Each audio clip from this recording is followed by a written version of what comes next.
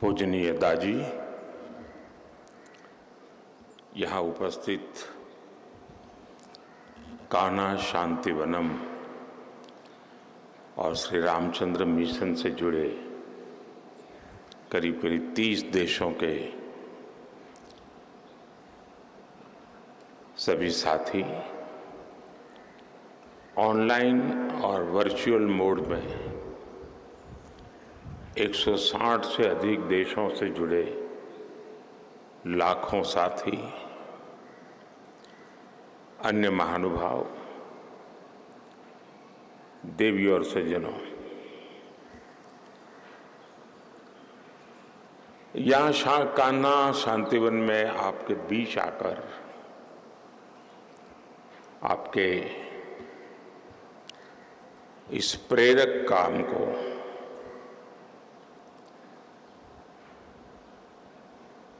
निकट से देखने का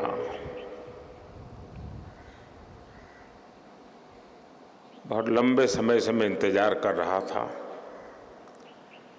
लेकिन किसी न किसी कारण से आ नहीं पाया था।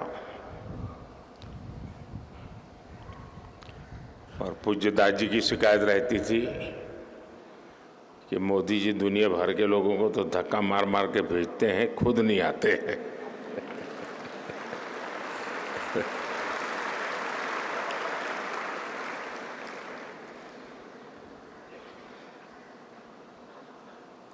लेकिन बहुत पवित्र काम ऐसे होते हैं कि जब तक ऊपर वाले का बुलावा नहीं आता है, मेल नहीं बैठता है।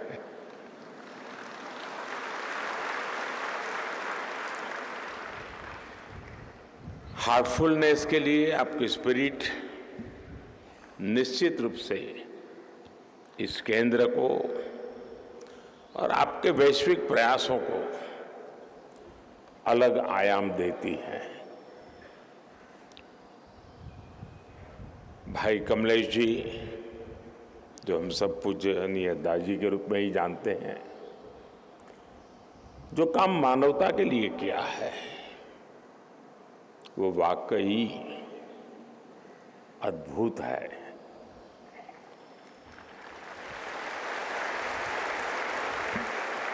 उनके इस योगदान को पद्म पुरस्कार से सम्मानित करने का सौभाग्य हमारी सरकार को मिला है।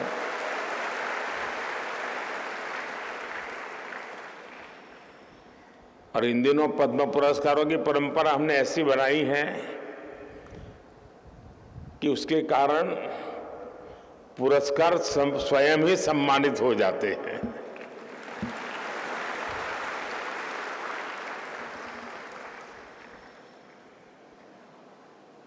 मुझे इस बात की खुशी है कि श्री रामचंद्र मिशन के संस्थापक पूज्य बाबूजी महाराज की 125वीं जन्म जयंती का समारोह भी चल रहा है। साथियों, कान्हा शांतिवनम को दुनिया का सबसे बड़ा मेडिटेशन हॉल कहा जा रहा है।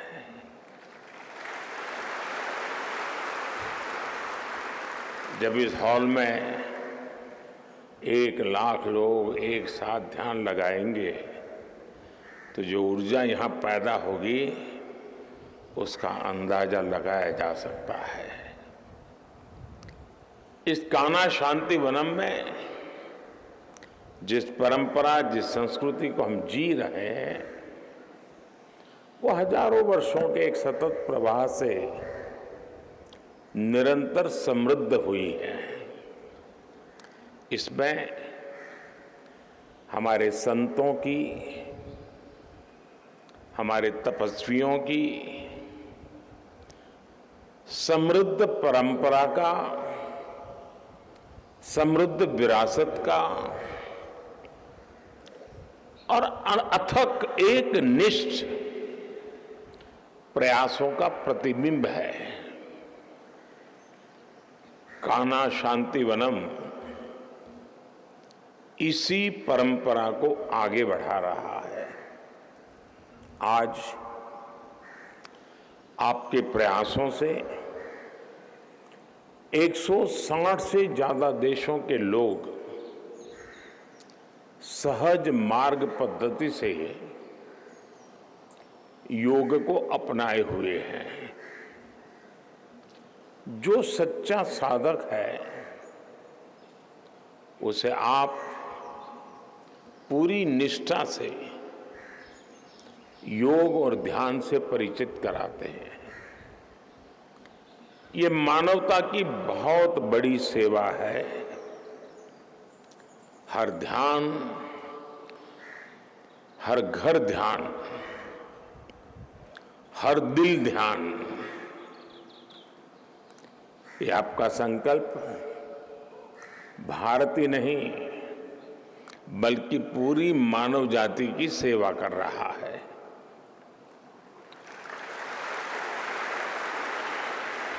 पूज्य लाला जी, पूज्य बाबू जी, पूज्य चारी जी और अब पूज्य दाजी ज्ञान और ध्यान की एक निर्मल धारा है जो यहां निरंतर प्रवाहित होती रही है। दुनिया में भली भांति के अधिकारों की चर्चा होती है, लेकिन बाबूजी मानते थे कि चेतना का विकास हर व्यक्ति का जन्मसिद्ध अधिकार है। और दादी की विनम्रता के तो हम सभी कायल हैं। कहीं रास्ते में मिल जाए तो पता नहीं चलेगा ये वो महापुरुष है। समाज जीवन में मुझे अनेक महान प्रेरकों से मिलने का, उनके दर्शन करने का, कभी उनसे सत्संग करने का भी सौभाग्य मिला है। और मैं आज कह सकता हूं कि उसमें दादी भी एक है।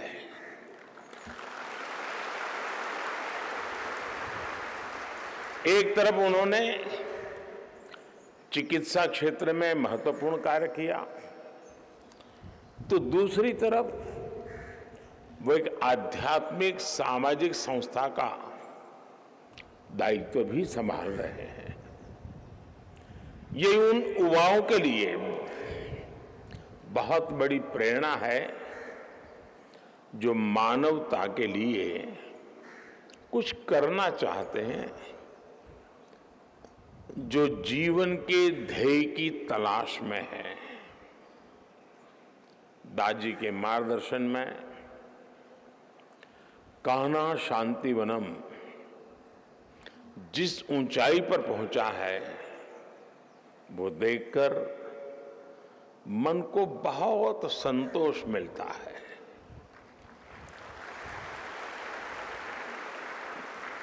पूज्य दादी और श्री रामचंद्र मिशन ने जिस प्रकार साइंस और स्पिरिचुअलिटी को जोड़ा है, वो भी वर्तमान युग और आने वाले युग में एक सशक्त भूमिका अदा करेगा। पूज्य संतगण, इतिहास साक्षी है कि जब जब जहां जहां गुलामी आई, वहां सबसे पहले उस समाज की असली ताकत पर चोट की गई, उसके चेतना तत्व को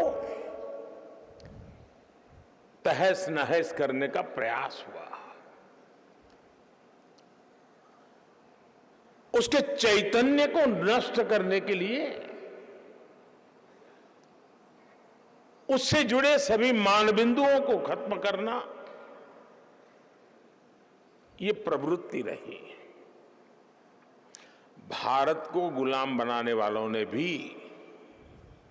हमारी असली ताकत ज्ञान, ध्यान, योग, आयुर्वेद ऐसी कई महत्वपूर्ण परंपराएं थी उसी पर हमला बोला था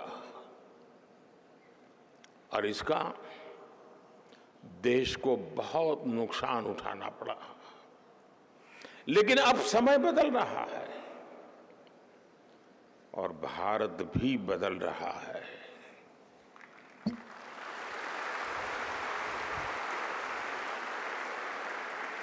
ये भारत की आजादी का अमृत काल है। आज हम सभी भारतीय जो भी फैसले लेंगे, जो भी काम करेंगे, वो आने वाली सदियों का भविष्य निर्धारित करेंगे। और इसीलिए मैंने लाल किले से पंच प्राणों का आह्वान किया था। अमृत काल के ये पंच प्राण है विकसित भारत का निर्माण, गुलामी की हर सोच से मुक्ति, विरासत पर गर्व, एकता और एकजुटता और अपने अपने कर्तव्य का पालन। आप भी हमारी समृद्ध विरासत को आगे बढ़ाकर समृद्ध भारत के निर्माण में अपना योगदान दे रहे हैं। और समृद्धि सिर्फ धन दौलत से ही नहीं आती, बल्कि इसमें सांस्कृतिक उत्थान का भी उतना ही महत्व होता है। आज भारत आर्थिक, सामरिक और सांस्कृतिक हर प्रकार से पुनर्जागरण के दौर में प्रवेश कर रहा है। बीते 10 वर्षों में हमने हर प्रकार से अपनी सांस्कृतिक विरासत को सशक्त करने का प्रयास किया है। योग हो, आयुर्वेद हो, आज पूरे विश्व में भारत के ज्ञान भंडार की व्यापक चर्चा हो रही है। भारत के प्रयास से संयुक्त राष्ट्र ने 21 जून को अंतर्राष्ट्रीय योग दिवस भी घोषित किया है। अब समय आ गया है कि हम अपनी इस विरासत को एक अभूतपूर्व ऊंचाई पर ले जाएं और इसमें श्री रामचंद्र मिशन और उससे जुड़े साधकों की, आप सबकी बहुत बड़ी भूमिका है। साथियों, विकसित भारत के निर्माण के लिए हमें इस अमृतकाल में 4 पिलर्स पर फोकस करना है। मैं इन्हें अमृत स्तंभ भी कहता हूं। ये अमृत स्तंभ है हमारी नारी शक्ति, हमारी युवा शक्ति, हमारी श्रम शक्ति और हमारी उद्यम शक्ति। इसमें हमारे गरीब, श्रमिक, किसान, पशुपालक, मछुआरे, व्यापारी, विद्यार्थी, नौजवान, हर कोई शामिल है।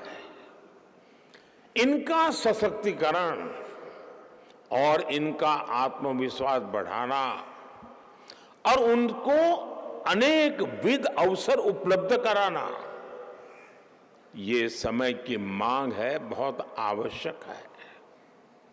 इनकी आवश्यकताओं की पूर्ति करना, इनकी आकांक्षाओं की पूर्ति करना, ये सरकार की सर्वोच्च प्राथमिकताओं में से एक है।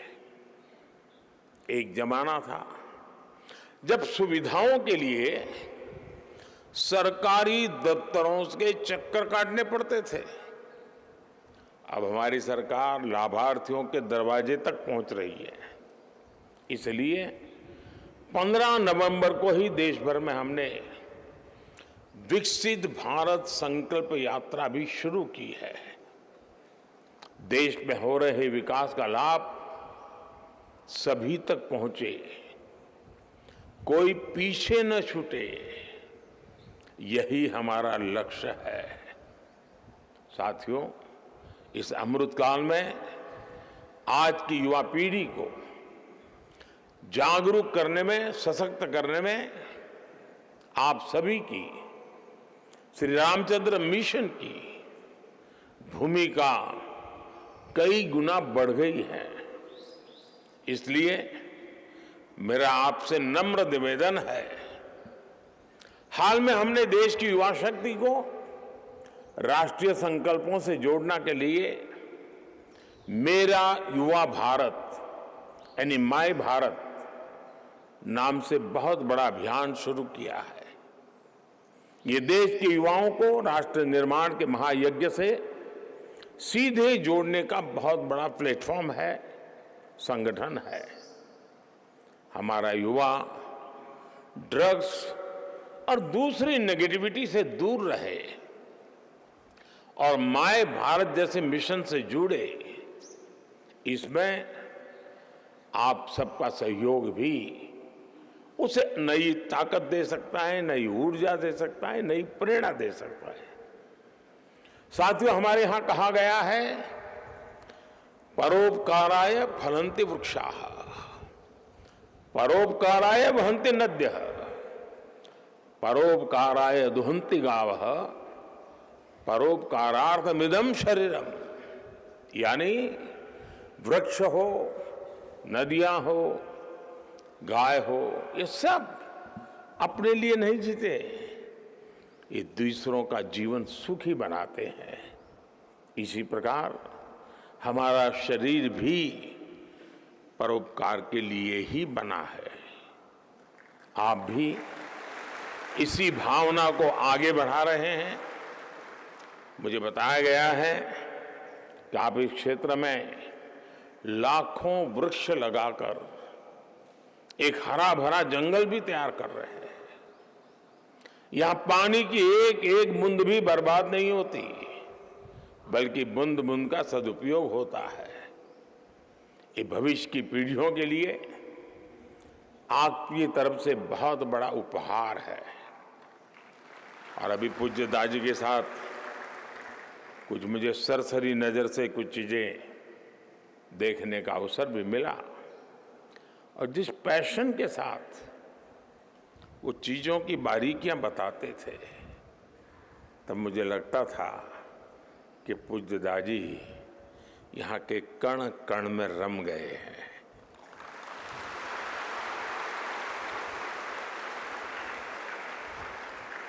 आप सभी मानवता को शांति और सुख अविरत धारा की तरह बांटते रहे, बहाते रहे। विकसित होता हुआ भारत खुद को एक विश्व मित्र के रूप में देखता है, और आप सभी विश्व मित्र भारत। और कोरोना के बाद तो हमने जिस प्रकार से दुनिया के साथ हम खड़े रहे, आज मुझे दुनिया को नहीं कहना पड़ता कि हिंदुस्तान आपका मित्र है। दुनिया कहती है भारत हमारा मित्र है।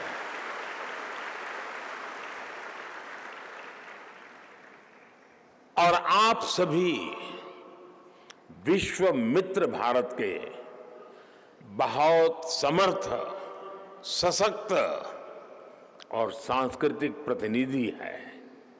मैं एक बार फिर सभी महान व्यक्तित्वों, पूज्य लाला जी, पूज्य बाबू जी, पूज्य चारिक जी और पूज्य दादी जी को श्रद्धापूर्वक नमन करता हूं।